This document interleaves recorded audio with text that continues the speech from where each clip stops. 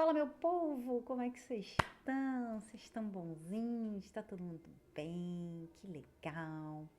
Então, estamos aqui hoje para falar, eu não sei, é um vídeo que eu achei, na verdade, é um resquício do meu Discover, do Chrome, né? Do navegador. E eles sempre me mandam algumas sugestões e eu achei essa sugestão legal. Então eu vou reagir a esse vídeo. E ele é curtinho, então dá pra gente discutir legal. Vamos lá. Espero que o áudio esteja funcionando. Bora lá. Quando você leu o título deste vídeo, você ativou circuitos do cérebro que nós, seres humanos, levamos milhares de anos para desenvolver. Os da leitura. Decodificar letras, símbolos e significados transformou o nosso cérebro e criou algo que não existia quando a nossa espécie surgiu. A gente pensa na linguagem como algo natural e deduz que a língua escrita é algo natural também. Mas Isso é uma coisa que acontece muito quando a gente vai aprender um segundo idioma. É que eu passo assim constantemente.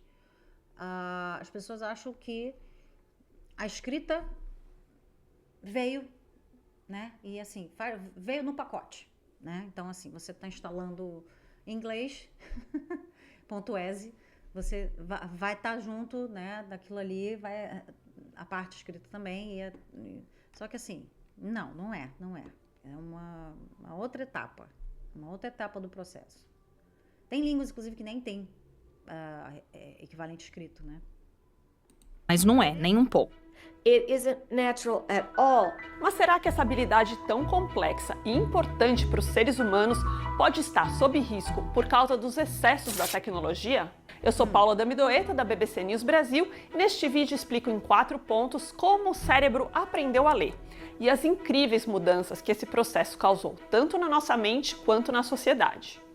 Eu entrevistei a Marianne Wolf, cientista cognitiva e autora de O Cérebro Leitor. Ela argumenta que um cérebro neurotípico já nasce com os circuitos que permitem que os nossos olhos enxerguem e que as nossas cordas vocais produzam os sons da fala, mas ele não nasce com um circuito que permita ler. Os símbolos de escrita começaram a surgir mais ou menos 6.000 anos atrás e exigiram uma mudança no cérebro, em que um símbolo visual passou a representar um conceito e ser expressado por linguagem. Ou seja, decifrar símbolos passou a exigir mais do cérebro do que apenas enxergar. Era preciso associar aquele símbolo a algum objeto, a algum conceito ou emoção, e também a algum som. Cientistas acreditam que os nossos ancestrais criaram novos circuitos cerebrais. Não só sons, né? Associar com todos os sentidos, na verdade, né? Então, você tem a comida, você associa, né? O gosto de uma laranja, por exemplo, né? Você associa todas as características, né? E as primeiras características, normalmente, a gente associa aos sentidos. Então, faz sentido, né? Você ter que fazer essas novas conexões, né? Acredito que deva ter sido um processo muito doido e muito legal. Para isso, reciclando circuitos antigos usados para o reconhecimento de objetos. O povo sumério, na região da Mesopotâmia, onde hoje fica o Iraque, é apontado como precursor da escrita, por volta do ano 3300 a.C., provavelmente numa época parecida à que os egípcios desenvolviam os hieróglifos. Os sumérios criaram o sistema cuneiforme, de cunhar símbolos em argila. A sofisticação aumentou quando esses símbolos foram ficando mais parecidos a caracteres. E essa evolução continuou com os sistemas de escrita que vieram depois, e com todo o acúmulo de conhecimento que a leitura e a escrita nos proporcionam. Hoje, os cientistas sabem que ler ativa várias áreas dos 2 hemisférios do cérebro, para associar letras e palavras a sons e a significados variados. Isso é engraçado porque falaram, eu estava lendo uma vez sobre isso, né? Falam isso da música também, que a música é uma habilidade, né? A habilidade que você tem o que você desenvolve para a música, ela estimula os 2 hemisférios e faz com que mais conexões se formem. Então, assim, inclusive eu tô estudando isso, né? Sério, assim, real, né? Fazendo curso. E parece que, inclusive, ajuda a reabilitar, né? Tanto é que existe a musicoterapia. Mas sobre a leitura, eu não sabia que também tinha, né, toda essa complexidade aí de aquisição de habilidades, né? Mas vamos lá, continuar lá. Um experimento feito anos atrás pelo pesquisador americano David Sweeney descobriu que, ao ler uma palavra simples, a gente ativa no cérebro não só o significado básico dela, mas sim todo um acervo de conceitos relacionados. Quando os participantes do experimento liam a palavra bug em inglês, usada para descrever insetos, elas imediatamente imaginavam também os bugs de informática ou os carros Fusca, que em inglês tem um nome de inseto, o beetle. E tem mais uma coisa curiosa. O idioma que a gente aprende molda o nosso cérebro. Vejamos o caso do chinês, um dos idiomas mais antigos do mundo, escrito no chamado sistema logográfico. Cada ideia ou preposição, por exemplo, é representada por um símbolo, em vez de por um conjunto de letras do alfabeto. Pesquisas indicam que o aprendizado de sistemas logográficos ativa áreas diferentes do cérebro do que o aprendizado de português ou inglês, por exemplo. Em particular, as regiões envolvidas na memória visual e associação visual. Uma das formas como os cientistas descobriram isso foi estudando um único paciente bilíngue, que sabia chinês e inglês. Esse homem tinha sofrido um derrame cerebral grave, que afetou algumas áreas do cérebro, mas afetou só a capacidade dele de ler chinês. O conhecimento do idioma inglês continuou intacto. It's a beautiful example of how É um exemplo muito bonito de como os circuitos do cérebro refletem as demandas do idioma chinês, que exige mais memória. Gente, só um adendo aqui. Ela falou, isso que ela falou agora, essa frase agora, é um exemplo muito legal do que talvez eles não vão desenvolver isso nesse vídeo, porque esse vídeo é muito curto. Acredito que eles não vão ter tempo, acho que eles vão querer abranger coisas mais coisas, né, mais superficialmente, então assim, não vão se aprofundar nisso, mas quando ela fala, né, quando a narradora, né, a apresentadora fala que os idiomas, cada idioma ativa uma parte diferente do cérebro, isso pode se estender também a todo o sistema cultural, ou seja, dependendo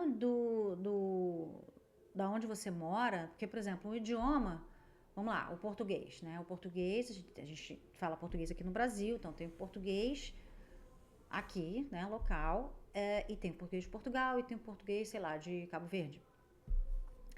3 exemplos, assim, de lugares diferentes. Macau, eu acho que também fala português. Então, além a única coisa que eles têm em comum é o idioma em si. É um conjunto de regras, com uma outra diferença e tal. Mas o vocabulário muda e muda no contexto cultural. Muda porque as culturas são diferentes. Então, assim, quando ela fala assim,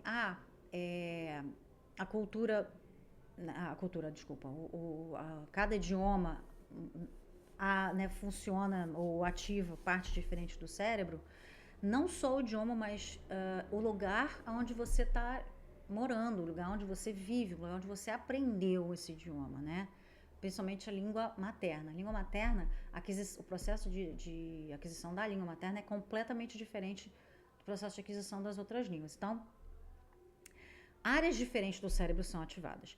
E quando você tem uma cultura diferente, por mais que você fale a mesma língua, a sua cultura influencia também e vai mexer com partes diferentes do seu cérebro. Vocês estão vendo quanta coisa tem, né? E isso a gente está falando do idioma em geral, de forma geral. Ela ainda vai entrar na questão da leitura, né? Na questão específica da leitura, de como a leitura molda tudo isso, né? O idioma, a cultura atrelada àquele idioma, daquele local. Então, tudo isso vai fazer com que você leia um mesmo texto de formas diferentes. E por que eu interrompi, né? Porque ela falou um negócio engraçado. Quer dizer, não foi engraçado o que ela falou. A palavra engraçado aqui tem um contexto. Ela disse assim, né? Essa moça aí. Ela falou assim, deixa eu só Muito de como o circuito. It's a beautiful example of how É um exemplo muito. It's a beautiful example. Né? É um exemplo bonito. Mas nesse contexto, bonito não é bonito, é belo. Sabe quando a gente fala assim, pô, que bela, sei lá, que belo filme. Não é que o filme é bonito visualmente, é um filme bom, um filme legal, interessante, entendeu? É mais abrangente do que simplesmente esteticamente bonito. E quando ela traduziu, ela falou como? Muito bonito de Intacto. É um exemplo. It's a beautiful example of how É um exemplo muito bonito de É um exemplo muito bonito. Só que quando a gente ouve é um exemplo muito bonito, você sabe o que eu pensei quando ela falou isso? É um exemplo muito bonito. É tipo uma situação, né? Tipo, de uma pessoa resgatando um cachorrinho. Que coisa bonita. Sabe? Nesse contexto que eu imaginei. Só que não, né? Porque vocês devem lembrar, né? Que eles estavam estudando uma pessoa que era bilíngue, falava chinês e inglês e sofreu um derrame. Isso não é muito bonito. É interessante, o estudo é interessante, mas não é bonito, né? Vocês veem como é que a palavra, a tradução é essa, bonito, beautiful, elas são equivalentes. Mas vocês viram que o contexto pega.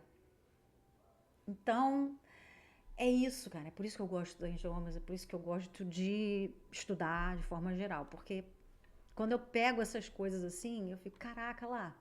Dentro do próprio, né, do próprio vídeo, a gente consegue encontrar essas coisas. Mas vamos lá, vamos continuar. Deixa eu falar. de como os circuitos do cérebro refletem as demandas do idioma chinês, que exige mais memória visual e mais processamento visual daqueles belos e intrincados símbolos. symbols or characters. E seja qual for o idioma, mergulhar na leitura e se deixar levar pela história contada pelas palavras também provoca mudanças constantes no cérebro. So you have new connections. Você forma novas conexões entre as áreas visual e de linguagem.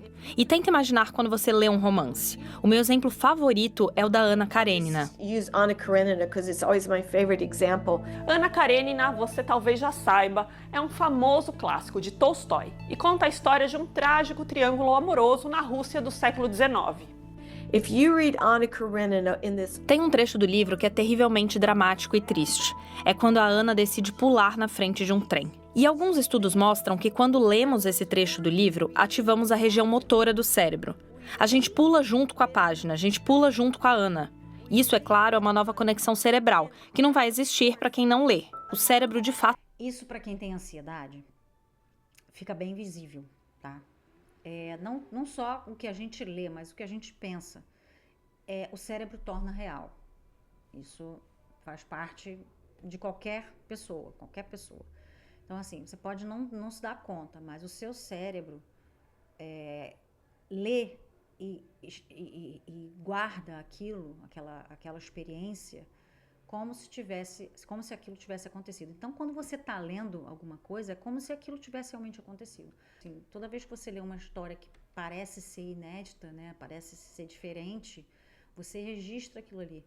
E aquilo passa a ser uma coisa que aconteceu para o seu cérebro. Então, assim, é por isso que a gente tem essa sensação de que, né, puxa, a Ana pulou. A gente pula também, é como se aquilo tivesse realmente acontecido, sabe? É bem doido. fato muda. E quanto mais você lê, mais esse sistema molda o cérebro, de modo cumulativo. Dá ao cérebro todo um conhecimento, toda uma construção de processos que eu chamo de leitura profunda. Tudo isso remete ao fato de que se trata de um circuito de leitura com muita plasticidade. It's a plastic reading circuit. Inclusive, esse aprendizado tão sofisticado começa antes da alfabetização formal. Começa quando os bebês ouvem história no colo dos adultos ou veem livros com figuras, mesmo que eles ainda não consigam decifrar as letras. Gente, é uma coisa tão boba, porque assim, você não precisa nem ler. Eu nem lia. Eu pegava o livro e falava. Às vezes eu lia, né? Às vezes eu estava cansada, né? Muito cansada para ler, mas eu só contava assim, né? Pegava a figura e ia contando a história. E às vezes eu inventava, tá? E, cara, isso contribuiu para a plasticidade, né? Como ela está falando assim, a plasticidade. Cara, minha filha é a criatura mais social e sociável que eu já tive a oportunidade de conhecer. Ela não gosta, ela prefere ficar na dela, mas assim, se você deixar ela em algum lugar, provavelmente ela vai interagir com alguém, sabe? De uma forma muito natural. É muito natural para ela a comunicação. E eu tenho certeza que isso se deve também a essa parte da primeira infância ali, onde eu estimulava ela com livros coloridos, contava histórias e tudo. E eu nem fazia isso sempre não, tá? Não tô dizendo que eu não era mãe perfeita, não. Às vezes, cara, simplesmente não dava, né? Mas isso ajuda muito, assim, aprendeu a ler com uma relativa facilidade, não teve dificuldade nenhuma na escola, apesar de ter a descalculia. Isso aí atrapalhou um pouco, mas na parte de leitura, sabe? Nossa, interpretação, ela dá de 10 a 0 em mim, então, sabe? Escrita mesmo. Então, assim, ajuda, vai, com certeza.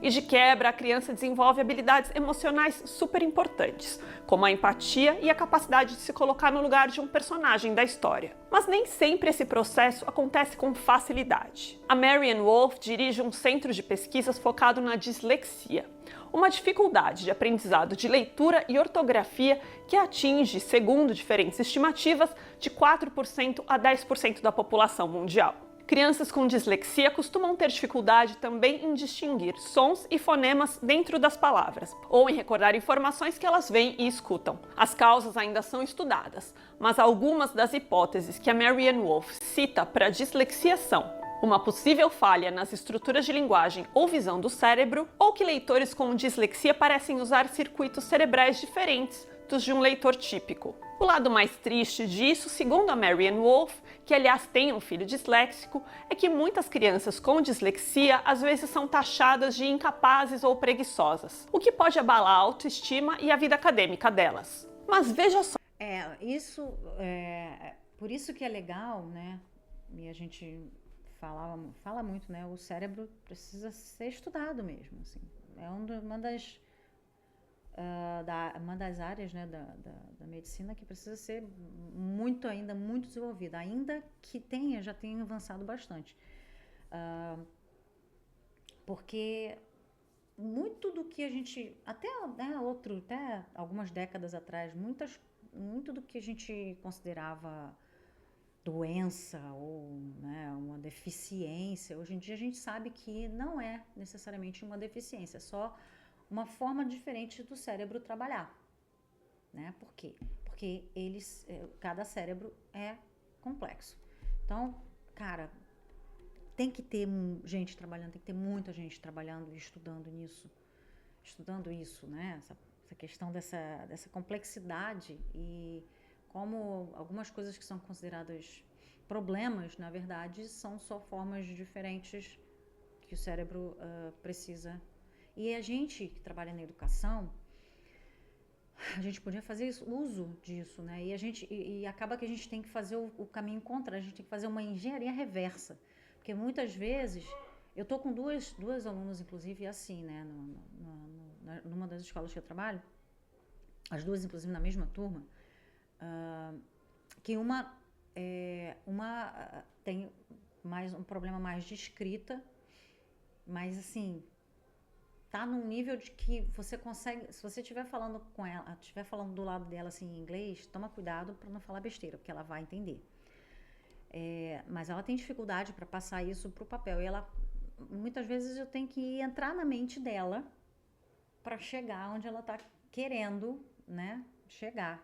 E assim conseguir avaliar ela de uma forma justa, né? Porque eu também não posso simplesmente desconsiderar tudo o que ela colocar numa prova escrita, por exemplo, né? E eu fico feliz quando eu consigo fazer isso, porque eu sei que o nosso sistema educacional já é muito injusto por si só, porque, enfim, privilegia um tipo de aprendizado, né? A questão de sair do A para chegar no B, aquilo tudo que eu já tinha falado em outros vídeos, Então eu já acho esse processo muito injusto. Então quando eu vejo que eu consigo melhorar um pouquinho a coisa, né, a experiência para esses alunos, eu fico bastante satisfeita, fico me sentindo bem, assim, eu acho legal. Muitas pessoas com dislexia são consideradas excepcionalmente criativas e inteligentes. Inclusive, existe o debate de que grandes gênios da humanidade, como Leonardo da Vinci, Thomas Edison e Albert Einstein, possam ter sido disléxicos. Alguns pesquisadores concluíram isso, por exemplo, a partir das anotações de Da Vinci, que tinha dificuldade com a leitura e às vezes escrevia da direita para a esquerda e com erros ortográficos e sintáticos. Bom, hoje já existem muitas estratégias para ajudar crianças com dislexia e outras dificuldades de leitura. It's really trying to help our children. O principal é tentar ajudar as crianças a descobrirem a sensação de terem um santuário de leitura, de se sentirem seguras. No começo, claro, as histórias são muito simples e com o tempo vão ficando mais complexas, mas sempre enfatizando habilidades como capacidade de dedução, empatia e pensar por conta própria.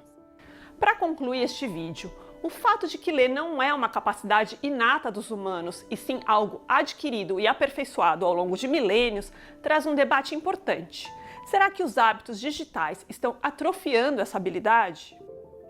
Pense em como você lê na tela do celular ou do tablet. Por acaso é uma passada de olhos, fazendo scroll na tela e interrompendo a cada notificação do WhatsApp? Isso é cada vez mais comum. O problema, segundo a Marianne Wolf, é que se limitar a essa leitura superficial pode prejudicar a nossa capacidade de imersão num texto, de entender argumentos complexos, de fazer uma análise crítica, de identificar notícias falsas ou de simplesmente mergulhar na beleza de um livro bem escrito. They're skimming away. Quando você apenas passa o olho no texto, os estudos mostram que você absorve apenas uma amostra do que está escrito. Vamos lá, duas coisas aqui, porque senão eu vou esquecer. Uma é que estratégias eu posso usar? Mas é inevitável. Sim, o uso do celular, da internet, as redes sociais não são inevitáveis, vai. Vamos combinar que rede social você não precisa ter, né? Mas é legal, é sempre bom porque, enfim, dependendo do que você faz, é interessante que as pessoas vejam, que você veja as pessoas. Mas vamos lá, não estou entrando nem nesse mérito. Não pode ter rede social. Vamos tentar coisas que funcionam para mim, pelo menos. Eu sou uma pessoa, já falei aqui várias vezes, né? Eu sou ansiosa, eu tenho ansiedade desde sempre. Todo mundo, na verdade, tem um certo nível de ansiedade. Só que nos últimos anos, por N razões, principalmente pela distimia, né? Pela depressão, eu acabei chegando num nível extremo, inclusive é mais ou menos o que acontece quando você começa a ter pressão alta, né? Você tem um pico de pressão e aí a partir daquele ponto você não volta, né? Dificilmente você volta aos níveis considerados normais, né? Ansiedade é assim também, eu tive um ataque de ansiedade, a pessoa fala que é diferente, né? Mas eu falo, um ataque, uma crise de ansiedade muito intensa. E desde aquele ponto, eu não conseguia mais baixar, né? Eu tive que, enfim, fazer terapia, um monte de coisas. E uma dessas coisas, e aí foi, né, tentativa e erro, e uma das coisas que eu fiz foi no meu celular. Eu desativei todas as notificações, todas as notificações, tudo. Notificação push, aquela que desce assim, não tem, nada, não aparece no meu. O máximo que aparece é o seguinte, eu mudei as configurações para aparecer lá em cima o símbolozinho do WhatsApp, por causa da minha mãe, e do Telegram, por causa da minha filha. Então aparece só o símbolozinho lá em cima, mas não aparece, não fica na tela, não invade minha leitura, nada disso. E outra coisa que eu tirei também foi aquela bolinha vermelha que fica lá, né? Quando você aparece na sua tela inicial, assim, né? Os íconezinhos do WhatsApp, com aquela bolinha vermelha com quantas notificações tem. Eu desativei aquilo também. Tirei o visto por último. E é isso, fica sem notificação, sem nada. Aquilo ali já tirou 50% da minha carga, né? Porque eu não fico o tempo todo correndo para ir lá olhar o que é aquilo. e não me interrompe no que quer que eu esteja fazendo, mesmo que eu não esteja fazendo nada.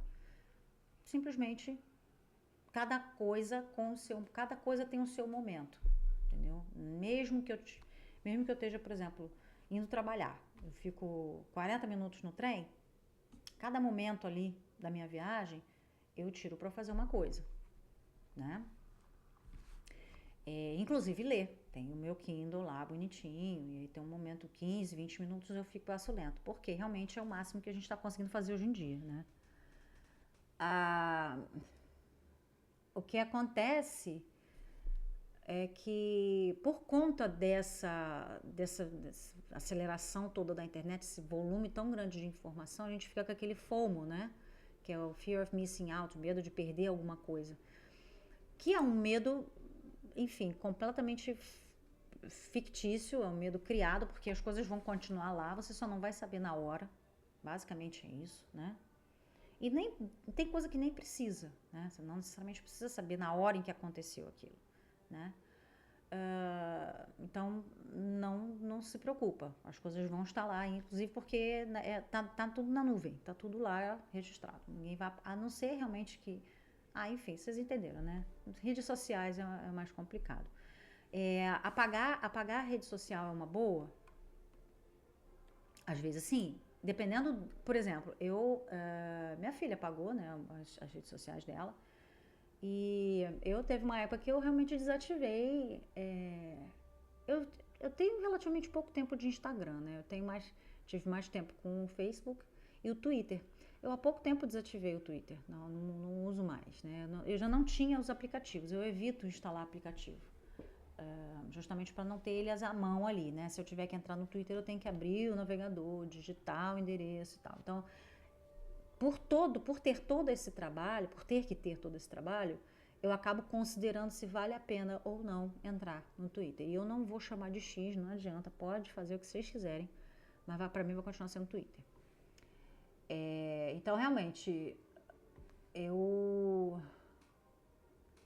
você deletou as suas, mas não...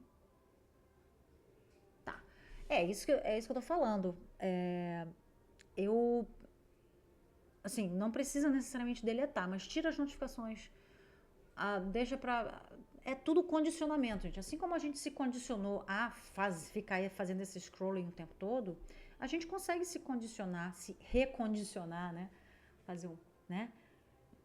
Você consegue, sabe? A ideia da neuroplasticidade é exatamente essa, que o ser humano é adaptável.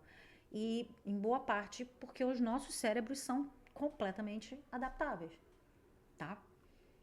E dá pra fazer, dá pra adaptar, dá pra resolver isso aí. Então, é só realmente, né, especificar um horário,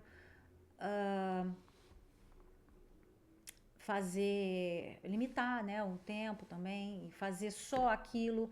Eu agora vou só mexer no WhatsApp. Vou tirar 20 minutos, vou olhar tudo que eu tenho que olhar no WhatsApp. Beleza, eu li o WhatsApp e tal. Agora eu vou olhar o Instagram. Vou ver, tem um monte de coisa legal, porque sempre vai ter coisa legal. Hoje em dia, eu lembro... 2016 foi a última vez que eu pensei assim, eu vou tirar a tarde para me atualizar no Facebook, para chegar no final do feed. Não, você nunca vai chegar no final do seu feed, mesmo que você só tenha dois grupos, ou enfim, siga 2 perfis. Você nunca vai chegar no final, porque o WhatsApp vai estar sempre, o Facebook vai estar sempre te oferecendo alguma coisa a mais, né, recomendados. Então, em 2016 foi a última vez que eu tive esse pensamento de vou chegar ao final do meu feed, vou me atualizar, vou, né, keep up. Não chega. Então, assim, desapega. Só isso, né? Então, pra mim funcionou, né? Tirar a notificação. Eu só tenho aplicativo daquilo que eu realmente preciso. E mesmo assim, eu instalei, enfim, revoltada, né? Contrariada. Aplicativo de operadora, cara, é a coisa mais idiota que existe. Por quê? Eu vou usar aquele negócio, sei lá, 2 vezes, 3 vezes ao mês. De repente eu vou checar o meu saldo de dados, né, meu extrato né, quantos dados eu usei em determinado momento, ou quanto é que veio a fatura, né, pegar a fatura discriminada, né, a fatura detalhada e eu não preciso do aplicativo para isso, caceta. Sabe? Até babei agora. Então, assim, evitar isso já ajuda pra caramba, né? Ter essa limitação toda, tá? Uma outra coisa que ela falou aqui, ela estava falando do skimming, né? A palavra skimming surgiu. E o skimming, ele, na verdade, ele é uma técnica, tá? O que é, como é que eu gosto quando o aluno não vai aprender inglês, não necessariamente está preocupado em aprender inglês para se comunicar, viajar, nada disso. Ele quer aprender inglês, sei lá, para fazer uma prova, fechar um concurso, alguma coisa assim. Geralmente eu faço com esses alunos o que a gente chama de inglês instrumental. Ou o ESP, que é o English for Specific Purposes, né? O inglês para objetivos específicos. E uma das técnicas, ou duas, né, no caso, que a gente usa geralmente em conjunto, é o que a gente chama de skimming e scanning, tá? O que é o skimming? Sabe quando você vai ferver o leite e aí você pega a escumadeira, né, e aí tira aquela parte de cima da espuma, né, aquela espuminha que vai subindo, né, essa palavra skimming vem, né, em inglês, ela é exatamente isso, é tirar por cima. Então, quando você faz um skimming no seu texto, você está lendo por cima. É aquela leitura, o pessoal chamava leitura dinâmica.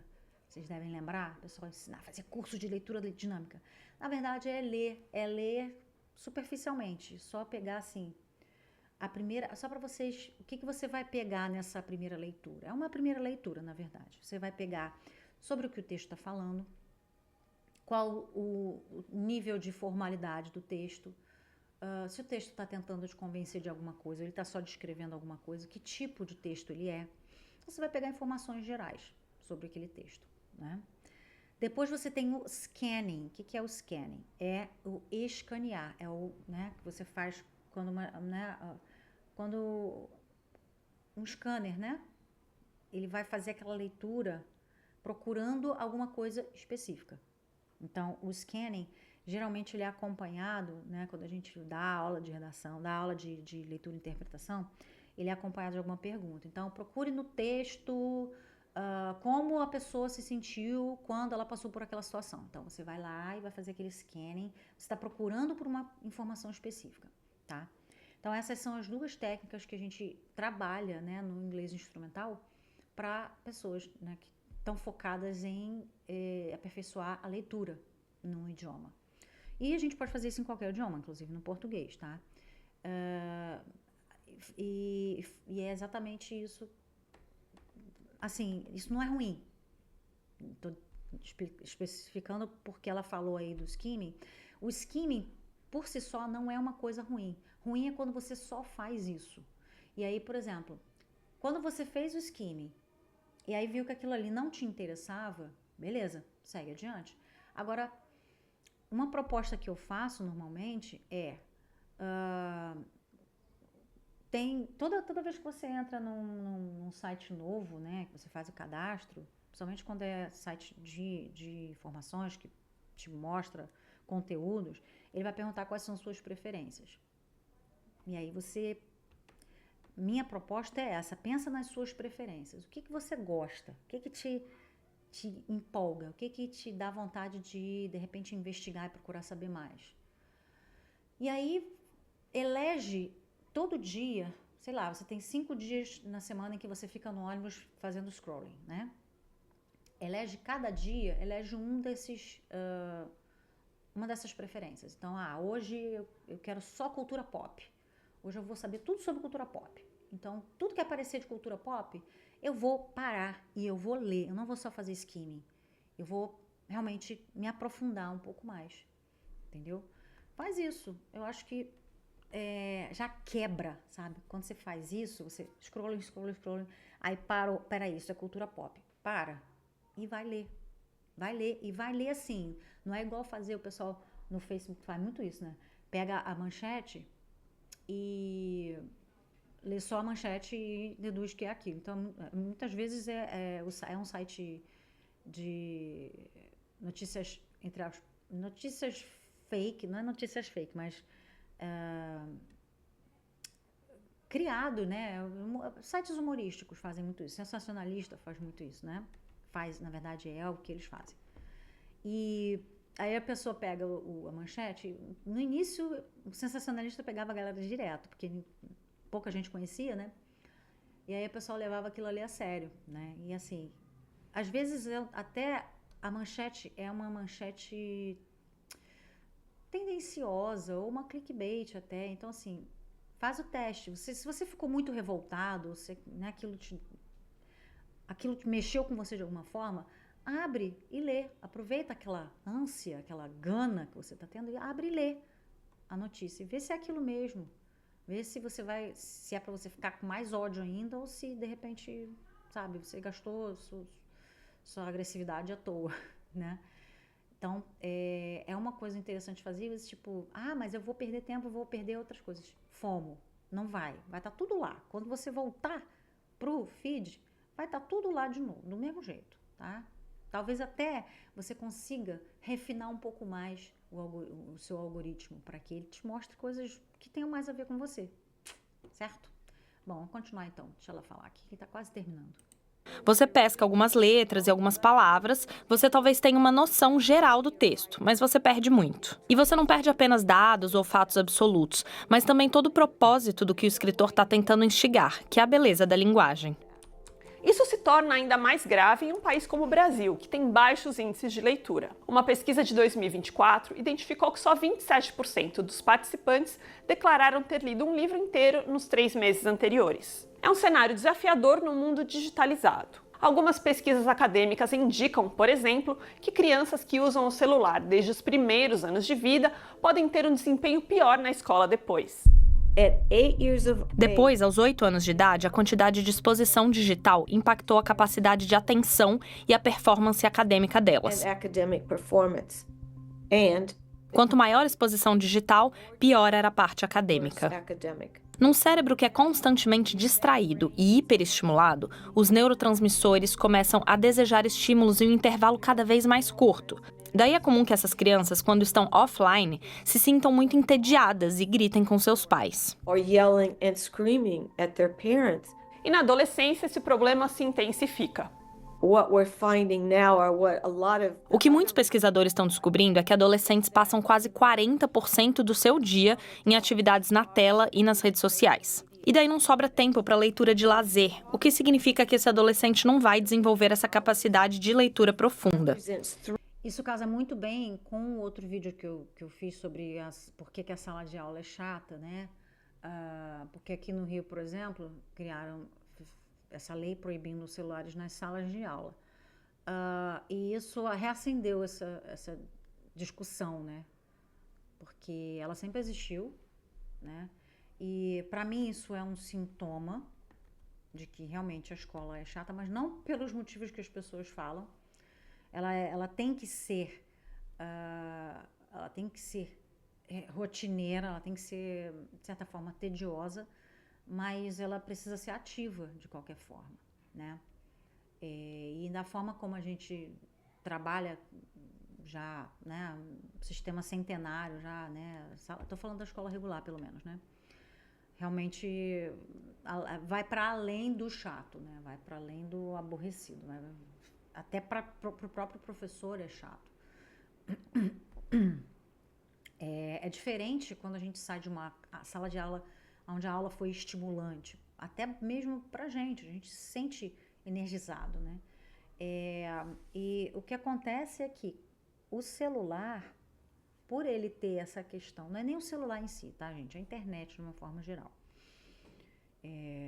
Você, por esse acúmulo, essa quantidade imensa de informação, né, que jogam em cima de você, você fica naquele desespero. É um desespero, na verdade, né?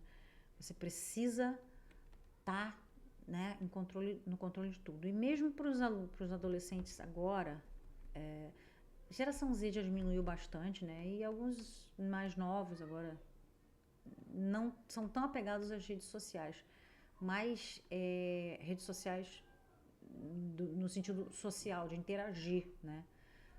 na verdade, eles estão interagindo muito com os conteúdos, mas não profundamente, né? Então, assim, estão interagindo com muitos conteúdos ao mesmo tempo.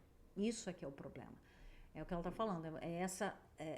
Quando você está dando atenção para várias coisas, na verdade, você não está dando atenção para nada. Não existe esse negócio de multitarefas.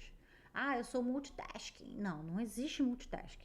Isso foi uma coisa que inventaram para fazer você trabalhar mais, tá? Vou mandar real. Não existe. Inclusive, eu tenho um joguinho que eu fazia até com os meus alunos, porque tem um tópico no livro que fala exatamente sobre multitasking. E aí eu peguei um joguinho, e esse joguinho é engraçado, porque ele começa assim, você tem que acompanhar com o mouse, ou com o dedo, né, no caso do celular, você tem que acompanhar o movimento da bolinha, né? Aí, essa é a primeira fase. Aí você passou da primeira fase, e é legal, é um joguinho, né? É bem legal. Aí passou dessa primeira fase, que você tem que acompanhar o movimento da bolinha, a segunda fase é você acompanhar o movimento da bolinha, enquanto com a outra mão você vai fazendo de uma forma lá qualquer que ele vai mostrando. Então, assim, já são duas coisas. Aí na terceira, eu não lembro o que tem que fazer. Eu sei que você tem que apertar uma tecla. Eu acho até que é no teclado que você faz isso. Então, para cima e para baixo, para acompanhar o movimento da bolinha, para o lado e para o outro, para você fazer as formas. E aí, barra de espaço para você fazer alguma outra coisa. E você não passa da quarta fase. Dificilmente você passa da quarta fase. E não estou falando de mim, de você não. Qualquer pessoa. É muito difícil. Simplesmente. Por quê? Não existe multitarefa. Eu vou ver se eu acho esse joguinho, coloco até aqui embaixo na descrição, porque ele é bem legal e mostra de forma bem clara que não dá para você fazer mais de uma coisa ao mesmo tempo, dando atenção plena, né? Você está dividindo 100% da sua atenção entre duas coisas. Então já é 50% para um, 50% para outro. Alguma coisa vai se perder. E isso é só seguir a matemática, né? Enfim, se você tem cinco coisas ao mesmo tempo, você vai dedicar 20% da sua atenção àquelas coisas, a cada uma daquelas coisas. Isso, obviamente, que você vai ficar fazendo um malabarismo, né? Você está falando com alguém enquanto você está digitando e ao mesmo tempo você está escutando a música. Então, geralmente a música, você só, né, deixa lá seus 10% do seu cérebro aí para digitar, para escrever. Geralmente você precisa de um pouco mais de concentração, então você vai dar 50%. E aí, para a pessoa que está conversando com você vai dar 30%, 40%, sei lá. Então, alguém vai sair perdendo nesse juggling, nesse malabarismo que você está fazendo. Então, seu amigo vai ficar puto, você vai sair de perto porque você não está dando atenção suficiente para ele, né? Você vai errar coisas no seu texto que você está escrevendo. Se bobear, você vai colocar coisas que seu amigo está falando no seu texto, né? Enfim. É bem isso, sabe? Então é por isso que o pessoal fala, ainda mais na primeira infância, que é tão complicado. Não é saudosismo, não é, porque... Não. É uma coisa que acontece. E, enfim, por mais que a gente queira ser liberal, papai pode tudo, papai deixa tudo, você tem que restringir, ou então tem que ensinar para o seu filho essas técnicas que a gente teve que aprender, né? Para que você tire melhor proveito da internet, dos aparelhos, enfim, que você vai usar e que ele não te prejudique em outras áreas da sua vida, né? 3 months of school time. Esses são elementos do que a pesquisadora chama de uma crise de leitura. E se você tem um filho pequeno, como garantir que ele vai ter todo o desenvolvimento cerebral que a leitura traz? The antidote to all this happening. Nossos pais e professores, todo mundo precisa ajudar e servir de modelo, ler para as crianças e desenvolver eles próprios o gosto pela leitura. Por hoje é só. Tem bastante, gente. Inclusive, recomendo o BBC.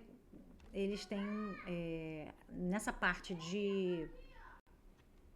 dessas playlists mais científicas, cara, acho que é muito bem feita. São vídeos curtos, são vídeos... A gente está falando de acelerar as coisas e tal, mas são vídeos que são curtos, mas são densos o suficiente para fazer você pensar, para fazer, de repente, você ter curiosidade de procurar alguma outra informação que foi dada nesse vídeo. Eu, por exemplo, gostaria muito que ela tivesse como eu meio que destrinchei aqui um pouquinho, ela tivesse focado na parte da semiótica, que é a parte da fala, né, e da escrita também, né, onde a gente analisa contexto. E por conta dessa questão de como as ligações, né, o cérebro se altera, né, conforme você vai, enfim, adquirindo, né, a habilidade da leitura. E a forma como você aprende, a língua e o local onde você está lendo, tudo isso interfere, né, em como você vai ler o mundo. Porque, por exemplo, a gente lê, eu estou falando ler aqui no sentido figurado da coisa, né, a gente lê o mundo com olhos de pessoas brasileiras, falantes da língua portuguesa, que tiveram um aprendizado, um determinado nível de aprendizado. Então a gente vai estar lendo sempre desse jeito. Por isso que quando o pessoal fala assim, por que brasileiro tem complexo de vira-lata, esse complexo de vira-lata, e por que a gente internalizou isso, né? O que acontece como é que isso se moldou, como é que isso se impregnou na nossa cultura, né? A ponto de a gente ter os dois times, né? O time que é vira-lata, né? Enfim, paga pau mesmo. No sentido não é de você, eu reconheço que em outros países tem tal e tal coisa, mas assim, no sentido de dizer que o Brasil é um lixo, sabe? E que só o que vem de fora que é bom, né? E existe o outro lado, o lado que é uma galera que defende que o Brasil tem coisas boas, o problema do Brasil foi a forma como ele se desenvolveu, a forma como ele foi explorado, que é fato, tá, gente? A diferença dos países do sul global, né, que é como a gente chama agora, né, os países subdesenvolvidos. O sul global para um norte global, uma Europa da vida, é como eles foram, como a história se deu, né? Porque a Europa é outro mundo, a Europa é maravilhosa, Estados Unidos não sei o quê, mas, né, se a gente parar para analisar, a gente teve uma história completamente, né? A nossa história foi de exploração, basicamente, né? Então, quando a gente aprende a ler o mundo sob uma perspectiva, né, mais consciente, né, e isso para isso é importante que você leia sem preconceito, você pegue as coisas para ler e tente não fazer a leitura através dos óculos que a gente tem do viralatismo, por exemplo, né? Que é uma coisa que, infelizmente, passa de pai para filho. Você tem que meio que lutar contra isso. Chegar realmente e se aprofundar dentro daquela leitura. Estou falando leitura em vários sentidos, né? Tanto na leitura mesmo, quanto na interpretação de uma determinada situação, tá? Tchau, fui!